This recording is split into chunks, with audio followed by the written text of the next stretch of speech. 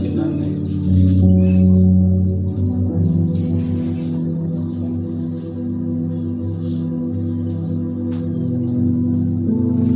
Tukifika tuseme amen.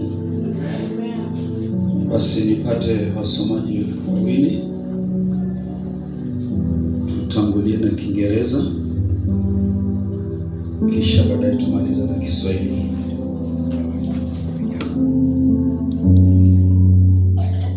John chapter 8 and verse number 34. It says, Jesus replied, I tell you the truth.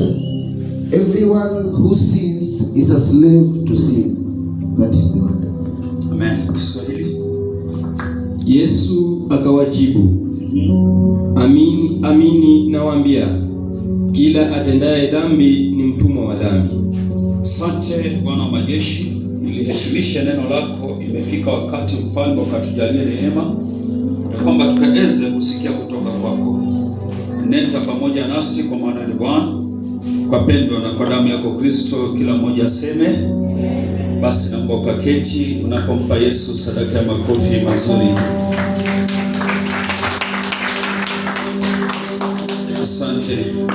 Nataka nishukuru Mungu mchana wa leo kwa sababu amekuwa mwaminifu, na zaidi ya yote amekuwa kimbilio. Bwana Yesu apewe sifa.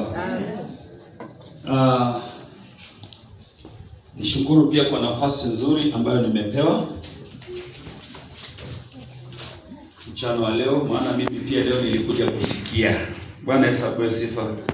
Nakumbuka nikiambia ndugu yangu Ruben asubuhi, leo nitakuwa backbencher na nitakuwa asha. Si unipigie makofi, nimefanya kazi ya asha vizuri ama haijakuwa nzuri?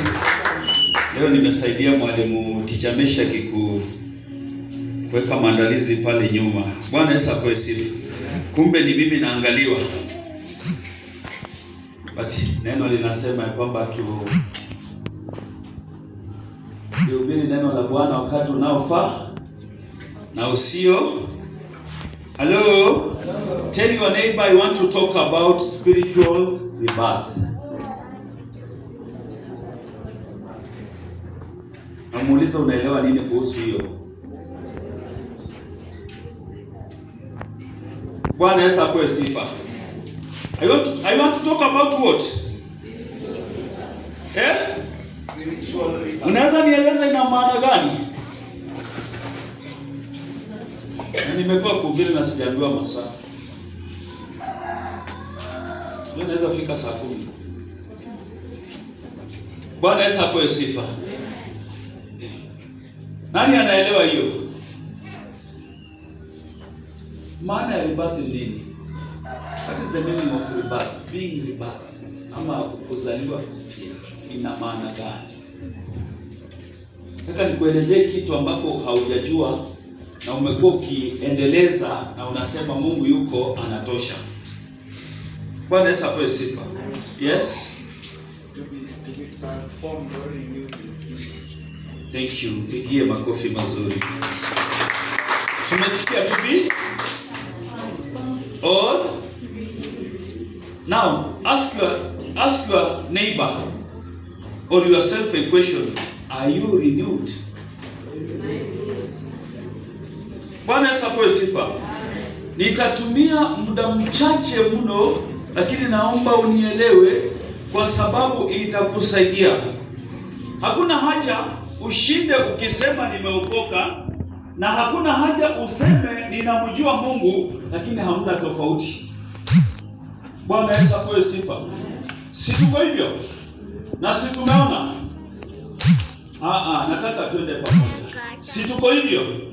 Na si tumekuwa tukiona ya kwamba nimeokoka, lakini the outcome when it comes inakuja in a negative way, of which ukikaa chini uanze kujiuliza, na huyu mtu je, ameokoka kweli? Basi unajipa jawabu mwenyewe ya kwamba outcome yake chenye amefanya ni tofauti na vile matarajio yake ilivyo. So pasipo kuzaliwa upya na pasipo kumaanisha utakaa ndani ya wokovu na utakaa ukijiita mtakatifu, lakini utakatifu na wokovu wako ukose kufanyia kazi. Bwana Yesu apewe sifa. Bwana Yesu apewe sifa. Nimeona hii na bado nitarudia na kusema, usipozingatia, thank you teacher, umenisaidia mahali ya kwamba usipozingatia chenye unafanya, basi utabaki hivyo. Bwana Yesu apewe sifa. Ametumia mfano akasema ya kwamba kadogi, acha nitumie hivyo sababu nikiweka kwa Kiswahili itasaundi vibaya. Bwana Yesu apewe sifa. Kanaza, kanarudi kanauliza ule, kwani wewe ulibeba mawe? Watoto wanakuwa wakubwa tena, kanarudi kanauliza, na wewe kwani ulibeba mawe? Tena kataenda tena karudi, ai, kwani wewe shida iko wapi? Mimi naona nina watoto wengi ama nina vizazi vingi, lakini wewe shida iko wapi wewe ndovu? Bwana Yesu apewe sifa. Lakini inapofika zamu ya ndovu kuzaa, dunia inatetemeka. Bwana Yesu apewe sifa. Kwa sababu kinachotaka kuzaliwa si cha kawaida, kimechukua muda. Bwana Yesu apewe sifa. Ijapokuwa uko Mkristo, wacha kushinda ukibweka na kuruka na maneno. Halo? Bwana Yesu apewe sifa. Na kama ni lazima useme, sema jambo litakalotoa wengi kwa ujinga. Are we together? Ama nirudie? Ikikulazimisha kusema, sema neno litakalo maanisha mtu akajue, ama anayehubiriwa ama anayesikiza ajue ya kwamba kuna neno limeshahubiriwa na likamtoe katika matope ambayo ako ndani. Bwana Yesu apewe sifa. Mara mingi tunakuja kanisani, mara mingi tunajiita walokole, lakini matarajio na matokeo yetu haimaanishi mbele za Mungu. You will keep on praying, Mungu mpaka lini? Mungu, ni lini utanisaidia? Ni lini utapita kwangu? Kwa sababu gani? Haujazingatia that spiritual battle in you. Bwana Yesu apewe sifa. Nataka tupatane vizuri. Naomba urudie hiyo maandiko, naomba isikike kwa sababu tunataka tupatane. Aliyesoma rudia.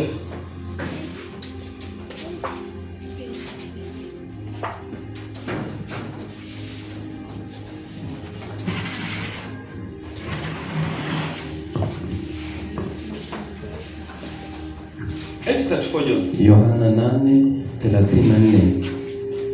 Yesu akawajibu, amini amini nawaambia. Amini ninawaeleza ama ninawaambia, kila atendaye dhambi ni mtumwa wa dhambi. Kila atendaye dhambi ameshafanyika kuwa mtumwa wa dhambi. Kwa hivyo pasipo kuzaliwa upya hauwezi ukaiona hiyo dhambi with your two natural eyes. Bwana Yesu apewe sifa.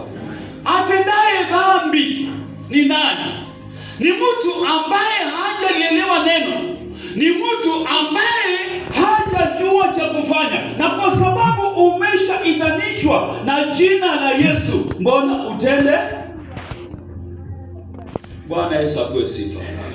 Mguze tena, mwambie inahitajika uzaliwe upya.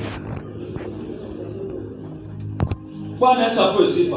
Na hii ndio ugonjwa tuko nayo makanisani, na hiki ndio kizazi kinakula Wakristo, kwa sababu wameshazoelea dhambi, na baada ya kuzoelea dhambi wanaendelea kufanya ya kwamba Jumapili tutaenda kanisani, tutasemezana na Mungu. Yakobo anasema ajuaye kwake kutenda lililo njema na kwake yeye halitendi, kwake yeye ni nini? Halo? Kwake yeye ni nini? Bwana Yesu apewe sifa. Amen. Mungu hayuko tena ndani ya Wakristo. Mungu hayuko tena ndani ya watakatifu, kwa sababu wanachokitenda imeshakuwa mazoea. Ni asipokula basi anakuwa mgonjwa. Sasa dhambi imekuwa chakula cha kawaida. Bwana Yesu apewe sifa. Mzaa imekuwa mambo ya kawaida. Asante mwalimu, nilisikia ukiongea kuhusu respect. Without reverent fear, hatuwezi tukamwona Mungu. Bwana Yesu apewe sifa. Mchukue mwenzako jinsi alivyo, muelewe, mjua kiwango chake. Na leo kwa sababu tumeingiza kujadiliana na tumeingiza mzaa ndani ya kazi ya Mungu, Mungu amekosa kuzungumza. Atendaye dhambi ni mtu wa aina gani? Bwana Yesu apewe sifa. Afadhali mtu wa dunia atatenda akijua kwamba mimi ni mtenda dhambi. Lakini je, wewe uliye mlokole, ni nini unachokifanya? Bwana Yesu apewe sifa. Bwana Yesu apewe sifa. Dhambi ni mzigo. Na huu mzigo ni nzito, na imekuwa nzito kwa sababu tumekosa macho ya kiroho ambayo inaweza kutusaidia. Daudi anasema, ni wewe Bwana nimekutenda dhambi wewe peke yako, usije ukaniondolea kipawa ama kibali cha Roho Mtakatifu. Bwana Yesu apewe sifa. Ndani ya maisha yetu watakatifu wa Bwana, huyu Roho tunayemzungumza, huyu Roho tunayemuomba, huyu Roho tunayemtafuta, alienda wapi kusudi akatusaidia? Tumeshamzimisha, na baada ya kumzimisha tukamuondoa, na baada ya kumuondoa tukabaki kwa uwanja. Wacha tutende, Mungu yuko, tunajidanganya. Kitu sambo. Kuna mtu ananisikia? Bwana Yesu apewe sifa. Kwa hiyo pasipo kuzaliwa ya kwamba huyu Yesu ameshakuja, na baada ya kukuja amekuja kwa sababu ya dhambi na makosa, akaweka yote pale msalabani kwa kusulubishwa kusudi iweze kukombolewa. Lakini hatuoni. Tutashinda tu wimbo moja, hakuna tofauti. Ni kama how do I call it, that generational curse. Bwana Yesu apewe sifa. Ya kwamba walishajua mwezi fulani, siku fulani lazima mtu apate ajali. Mwezi fulani, siku fulani lazima tuzike. Mwezi fulani, wakati fulani lazima mikosi itoke katika boma hii ama jamii hii. Bwana Yesu apewe sifa. Na bado wapo tu, badala somebody mmoja ama mtu mmoja atoke nje aseme kinachofanyika si cha kawaida, we need to break that curse na tuachilie yote iende kusudi tubaki huru, bado wanahofia. Bwana Yesu apewe sifa. Kwa sababu gani? Hakuna mtu aonaye na macho yake ya kwamba kinachotendeka si sahihi, kinachotendeka si sawa. Bwana Yesu apewe sifa. Hakuna haja nikuhubirie mahubiri itakayo kupendeza ukiruka juu. I don't have that time. Lakini nina nafasi nikuelezee kitu kitakacho kusaidia kusudi upokee wokovu na baraka zako. Bwana Yesu apewe sifa. Sasa nyinyi mnakaa tu na shida, mnakaa tu na wasiwasi ya kwamba mwezi fulani imefika. Sasa mna timetable. Hii ilikuwa kwa fulani, leo inaenda kwa fulani. Ni nani atakayeenda ama ni nani atakayepatana na hili jambo? Bwana Yesu apewe sifa. Lazima tufike wakati tuangalie tunachokitenda si sahihi. Kwa hiyo atendaye dhambi ni mtu wa aina gani? Dhambi is it not generational? It is. Si kwa generational kwa Kiswahili kusema nini? Kizazi. Bwana Yesu apewe sifa. Amen. It was there before from our first parents. Sasa kuweka vizuri, ambaye ni Adamu na Hawa. So ijapokuwa umekuwa mtakatifu, ijapokuwa you can speak in tongues, ijapokuwa unaweza omba katika heavenly language without kuelewa ya kwamba ilikuwepo before, usimame useme nataka kujiondoa ndani, basi itakufuata. Hakuna vile utaepuka. Bwana Yesu apewe sifa. Kwa sababu waliotangulia ndio walioifanya, na kwa sababu wewe umepatikana through that blood, basi hata wewe unahesabika mmoja. And that's why Yesu anakuja, kwa sababu apate kuondoa, alete lile patanisho, ili kwamba tupatane. Kilichoshindikana enzi zile kiwezekane sasa. Bado umekatalia. Bwana Yesu apewe sifa. Bwana Yesu apewe sifa. Unajua hili ilikuwa ni yetu. Unajua hili linakuanga yetu. Na unajua tuanelisa ni mtu anasimama hata kwa madhabahu. Unasema unajua mimi ugonjwa yangu. Kuna mtu nilikemeanga sometimes back ya kwamba ugonjwa wangu inaanzianga wapi? Kwa mguu. Inapanda, ikifika hapa hali inabadilika. Bwana Yesu apewe sifa. Inapobadilika hakuna jambo linaweza fanya. Kwa hivyo kama wewe unaelewa kwamba una ugonjwa na Yesu amesema leteni mizigo zenyu nzito kusudi mpate nini? Lakini bado umekoka. Bwana Yesu apewe sifa. Kwa hivyo ijapokuwa tuko ndani ya kanisa na ijapokuwa tunalitaja hili jina Mungu, inafika wakati lazima tuachilie yote, tuzaliwe kusudi Mungu aweze kutenda jambo. Bwana Yesu apewe sifa. Nikawa nafundisha mahali nikisema ya kwamba Paulo anawaambia Warumi ya kwamba ileteni miili zenu ziwe dhabihu iliyo hai, ndio ibada inayokubalika na kupendeza nani? Mungu. Bwana Yesu apewe sifa. Hii ni barua ya Paulo kwa nani? Kwa Warumi. Ijapokuwa walimjua Mungu, lakini walikuwa na uzito ndani ya miili zao. Kwa hivyo hawangezaliwa kuona ile utakatifu ambayo Bwana ameuleta. Bwana Yesu apewe sifa. Nisaidie kusoma katika kitabu cha Kolosai. Ninapotaka kumaliza kwa sababu tunahitaji kufanya maombi. Colossians chapter number 2.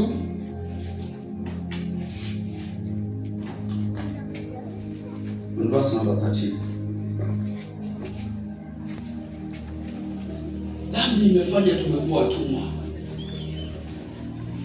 Biblia inasema vizuri, mwili hushindana na roho, na roho hushindana na mwili, na kwa sababu ya hiyo hamwezi mkatimiza mapenzi ya Mungu Baba yenu. Kwa hiyo kwa sababu gani? Tunashindana na ulimwengu wa giza, na huu ulimwengu wa giza usipojua on how you can deal with that thing called sin,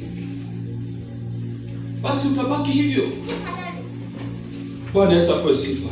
Soma nisikie. Colossians chapter number 2, in verse number 13, it says, when you were dead in your sins and in the uncircumcision of your sinful nature, God made you alive with Christ. He forgave us all our sins. That is the word.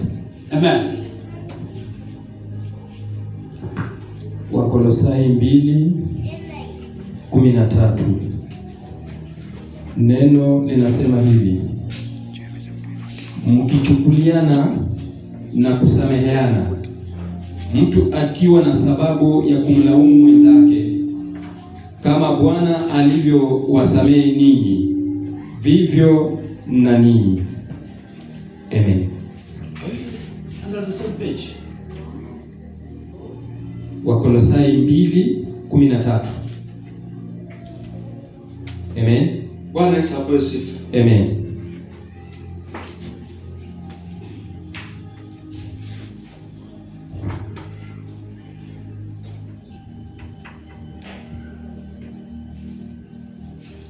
Sawa.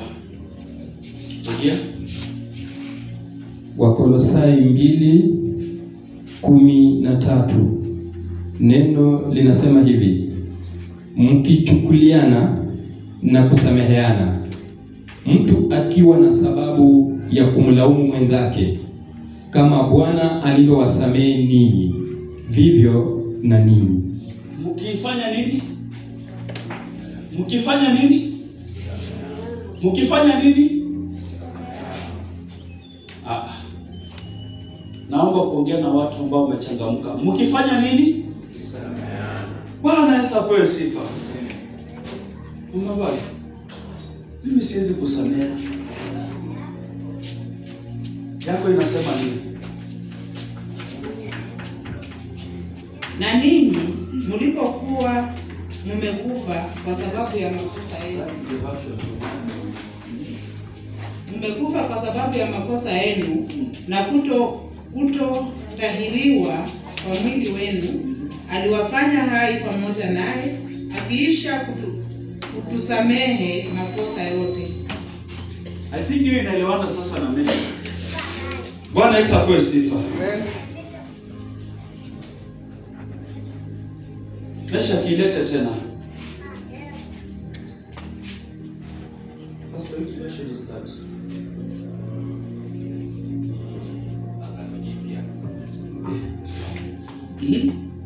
Colossians 2 and verse 13, it says, when you are dead in your sins, listen, and in the uncircumcision of your sinful when you nature, are do what?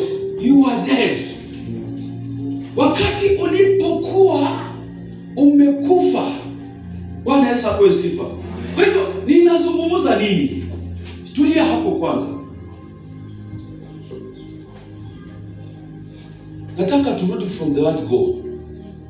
Mungu anamwambia Adamu, utakapo kula, basi wewe utafanya nini? Wewe utafanya nini? Utakufa, si ndio? Kwa hivyo dhambi na makosa ambayo tunahitaji kuzaliwa upya imefanya hatuko hai kiroho. Kwa sababu Mungu anamwambia Adamu, utakapoguza na utakapoila, basi wewe hautaishi, utakufa. Japo kwa tunakuja kanisani, lakini tumekufa kiroho. Si Mungu atusaidie. Bwana Yesu apewe sifa. Amen. Mama, si Mungu atusaidie. Bwana Yesu apewe sifa. Amen. Umeokoka, lakini kwa sababu ya zile dhambi na kwa sababu ya ile makosa ambapo unahitaji Mungu akupe uwezo wa kuiona, basi imefanya wewe, Mungu akiangalia anaona mtu mwenye hayuko, alishakufa kwa sababu ya dhambi. Mtu akaimba mahali akasema, dhambi zako za kisirisiri ni sumu sana kuliko simuongee. Msikia hizo nyimbo? Kuliko ukimwi. Bwana Yesu apewe sifa. Ya kwamba unayoifanya na unayoichukulia vile unavyofikiria imefanyika kuwa sumu kuliko ile ukimwi. Tunaelewa enzi zile wale wamekuwepo before, munaelewa. Mimi nikiwa mwanarika tulikuwa tunaogopa kitu kinaitwa ukimwi. Tu alevo haungechungwa na mama, haungechungwa na baba, ungelijichunga wewe mwenyewe. Kwa sababu if you visit that person na umwangalie, unajihatarisha wewe mwenyewe, unasema mimi hapo siko. Si ndivyo? Bwana Yesu apewe sifa. Kwa sababu ungeenda uone mtu akilala ni kichwa peke yake ungeona, tena nywele ambayo imefanya nini? Imekirol. Sijui inafanya nini, blood pressure whatever. Bwana Yesu apewe sifa. Na ni sauti inatoka kubwa, lakini unapoangalia kwa kitanda unaona ya kwamba iko flat na mattress. Ukimwi imefanya nini? Imekula. So during my time, wewe mwenyewe ulikuwa unajiogopesha hata kumkaribia. Poleni, nitazungumza. Hata kumkaribia msichana na kumzungumzia ilikuwa ni hatia, kwa sababu haujui yeye ni nani. Bwana Yesu apewe sifa. Wacha siku hizi mliletewa sijui inaitwa nini, unameza. Wengine siku hizi wanadungwa. Ukikutana na mtu unasema basi nimesha Bwana Yesu apewe sifa. It was terrible during that time. Bwana Yesu apewe sifa. Haungeligoja onyo la baba na la mama, na kwa sababu ya appearance ya yule mtu inakuambia kwamba kimwi ni dhambi na ni hatia, kwa hivyo jichunge wewe mwenyewe.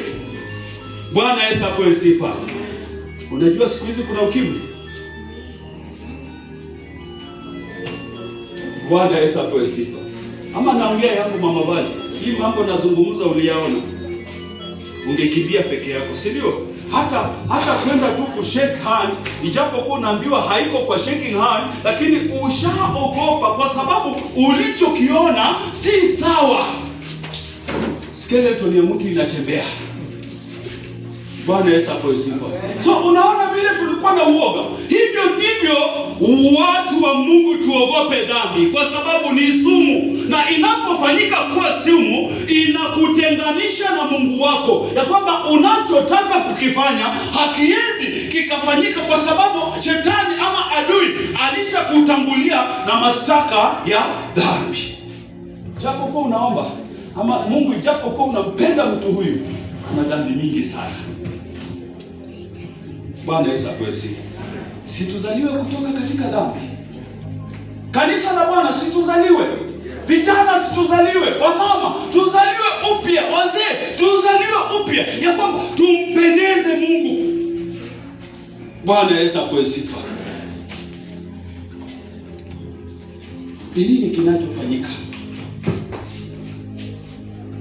Mwingine akaimba akasema, watu wa Nairobi waogopa mvua kuliko magari. Mvua inaweza kunyeshea ukarudi ukakauka, lakini gari likikugonga, mwenzangu, si lazima utapeleka hospitali. So hivyo ndivyo tumezoea dhambi. Wacha tufanye tu, na unagongana na adui tu alego, unakuwa injured kwa kiwango cha kupeleka hospitali. Ndani ya moyo wako unafadhaika. Kwa sababu gani? Imeshafichika, hauwezi ukaiona, na ndio imekula wa Kristo. Bwana Yesu apewe sifa. Ya kwanza inaitwa mazoea. Utaniambia, utafanya. Bwana Yesu apewe sifa. Kwa hivyo, ijapokuwa tunamjua Mungu, ijapokuwa tunalitia jina la Bwana, situache hizi vitu ndogo ndogo. Bwana Yesu apewe sifa. Heshima imeenda wapi? Wokovu umeenda wapi? Matendo yale mazuri Paulo anasema mlianza na roho na leo unamaliza kimwili. Ni nini kilichofanyika? Bwana Yesu apewe sifa. Si Paulo anazungumza kwa Galatia. Tena anawaita aje? Enyi wa Galatia? Mwezi sema. Enyi wa Galatia? Ni nini?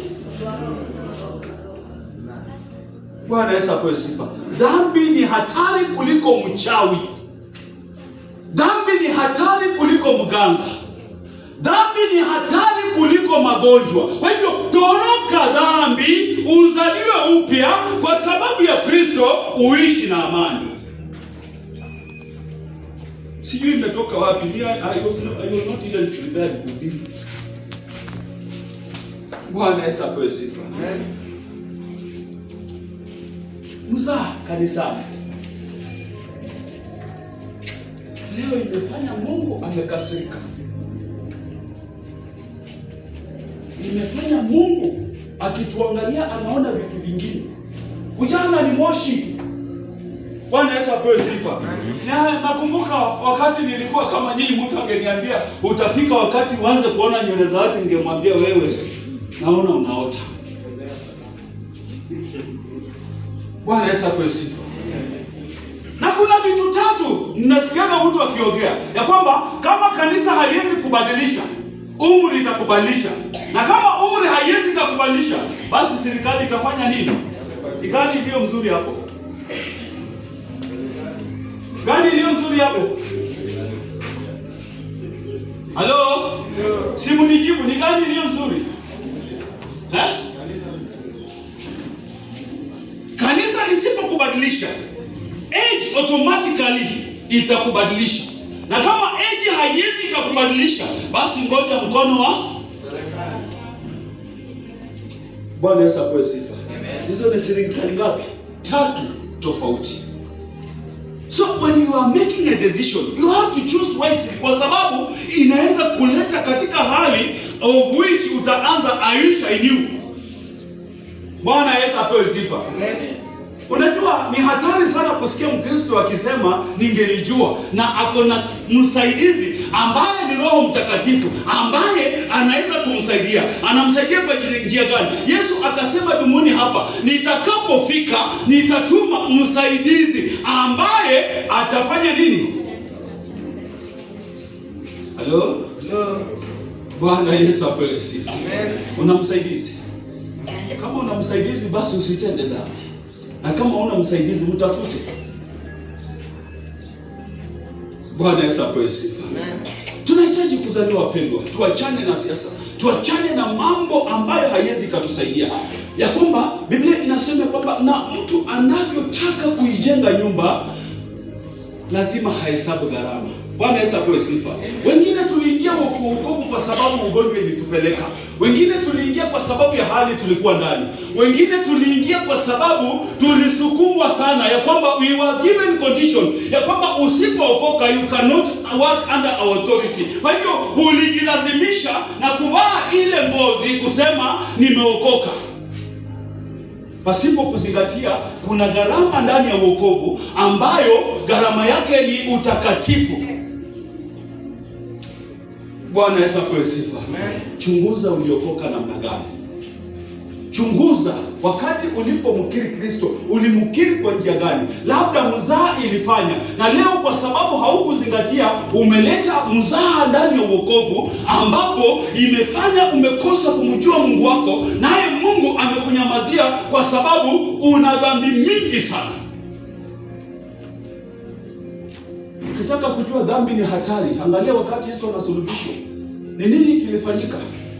Mpaka Yesu mwenyewe anauliza, Mungu wangu, mbona unaniacha? Kwa sababu ya dhambi alizokuwa amebeba. Kwa hivyo dhambi ni sumu. Bwana Yesu apewe sifa. Bwana Yesu apewe sifa. Lazima tuzaliwe upya, si kweli? Haleluya. Lazima tuzaliwe upya na tuachane nayo ndio tumuone Mungu. Naweza piga kelele hapa, naweza kuhubiria vile unavyotaka, lakini swali, umeokoka? Chunguza wokovu wako. Bwana Yesu apewe sifa.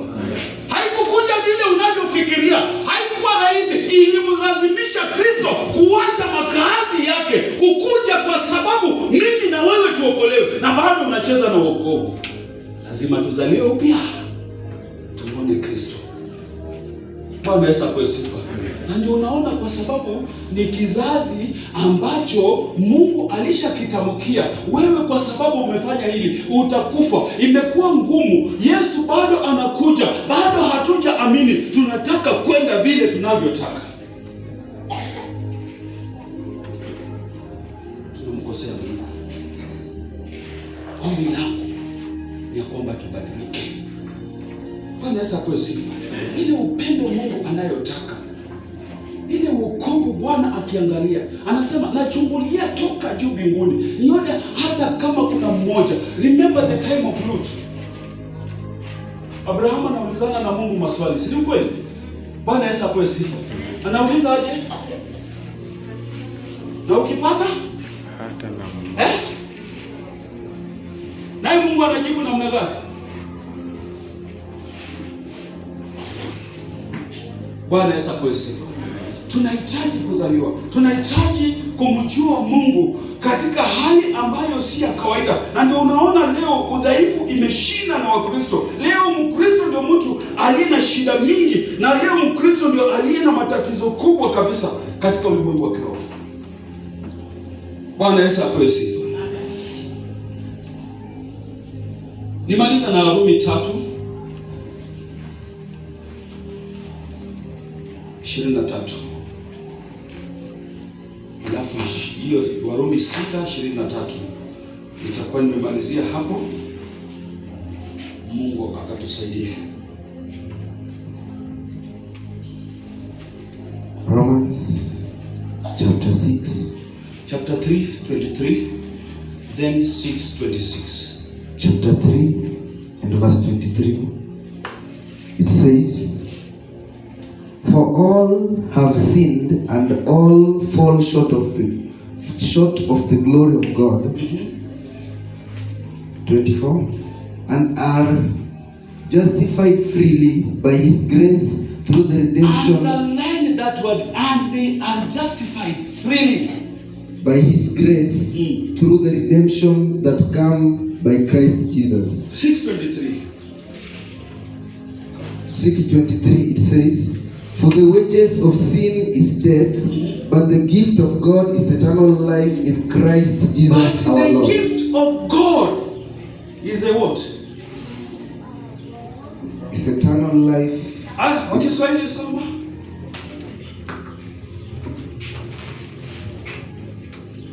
Warumi 3:23 kwa sababu wote wamefanya dhambi. Shikilia hapo kidogo, naomba tuende nawe pole pole, maana nimemaliza. Bwana Yesu apewe sifa. Amen. Kuna mtu imeacha mmoja. Nataka tupatane kwa sababu tunataka kufanya ombi twende nyumbani. Kuna mtu imeacha hata mmoja. Kwa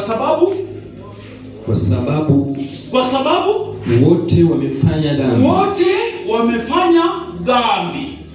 Bwana Yesu apewe sifa. Amen. According to Genesis, Bwana Yesu apewe sifa. Amen. Wakati Mungu anapomwambia Adamu sheria ya kufanya, then kwa sababu ya adui ambaye leo anakutesa aliingilia, Bwana Yesu apewe sifa, akamtenganisha Mungu na mwanadamu.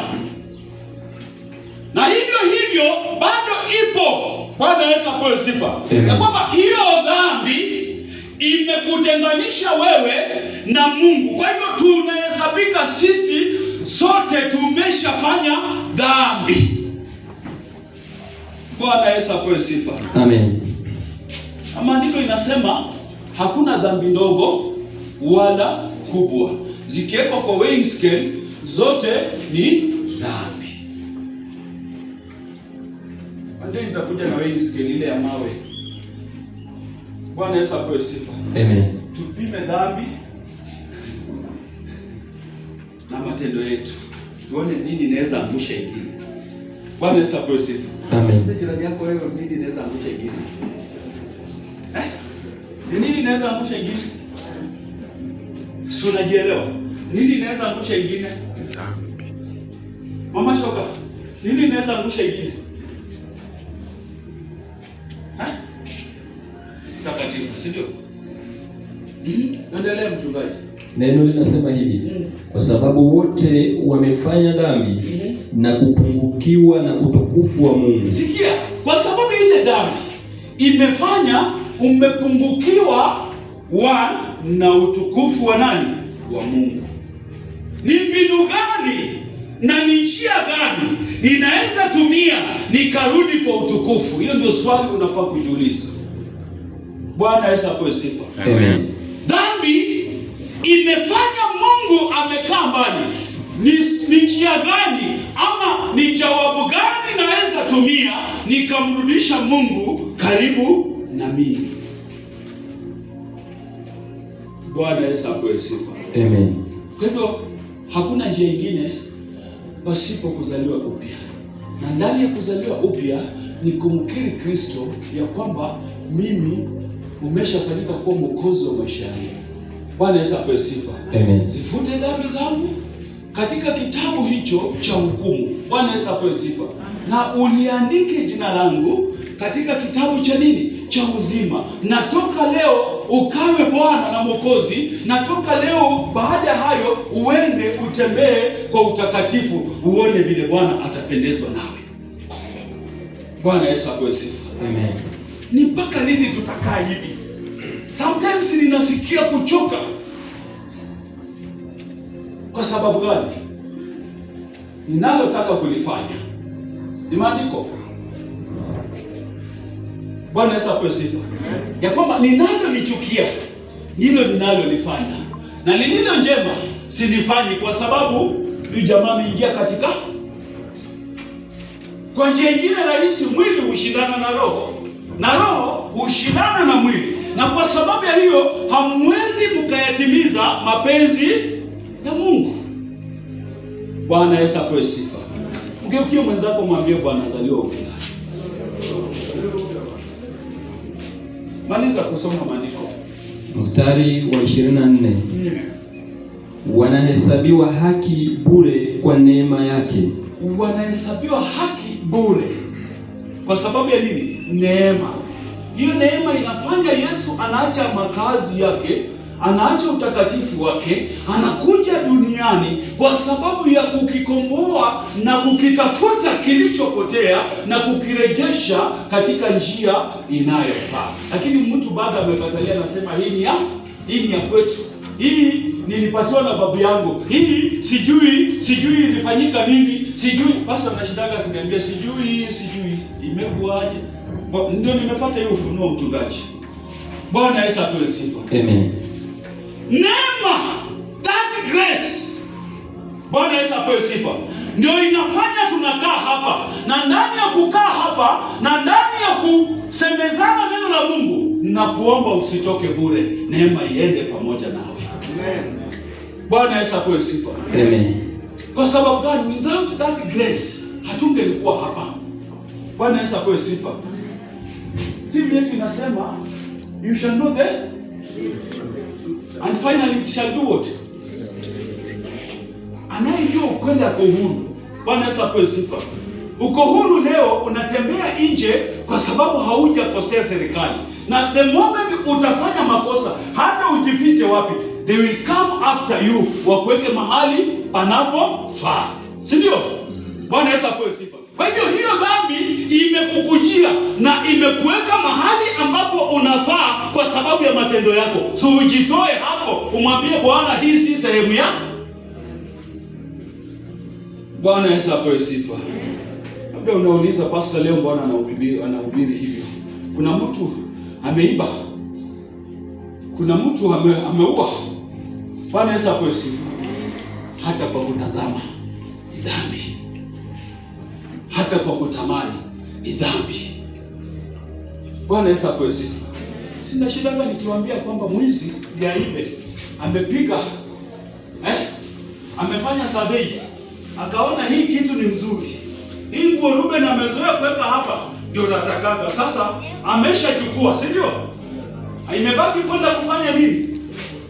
Kuchukua. Hivyo ndio dhambi zile. Bwana Yesu apewe sifa. Bwana Yesu apewe sifa. Neno linasema hivi, kwa njia ya ukombozi ulio katika Kristo Yesu. Kwa ajili ya ile neema, basi imeleta ukombozi ambaye umejificha ndani ya Kristo.